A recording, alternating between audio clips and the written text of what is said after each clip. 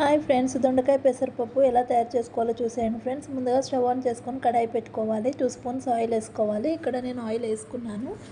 ఆనియన్స్ని కట్ చేసి వేసుకోవాలి ఫ్రెండ్స్. ఆనియన్స్ని మంచిగా ఫ్రై చేసుకోవాలి.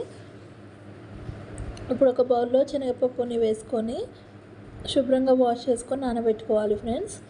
చూడండి, ఇక్కడ ఆనియన్స్ అనేది ఫ్రై అయిపోయాయి. ఇప్పుడు కొద్దిగా అల్లం వెల్లుల్లి పేస్ట్, కొద్దిగా పసుపును వేసుకొని ఫ్రై చేసుకోవాలి.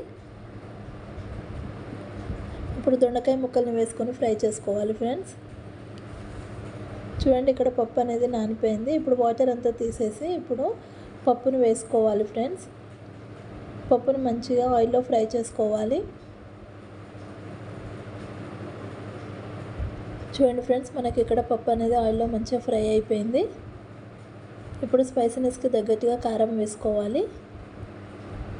రుచికి సరిపడా సాల్ట్ వేసుకోవాలి. కొద్దిగా ధనియా పౌడర్ వేసుకోవాలి. కొంచెం గరం మసాలా వేసుకోవాలి.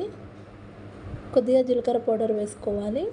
వేసుకొని ఒకసారి మొత్తం కలిపేసుకోవాలి ఫ్రెండ్స్.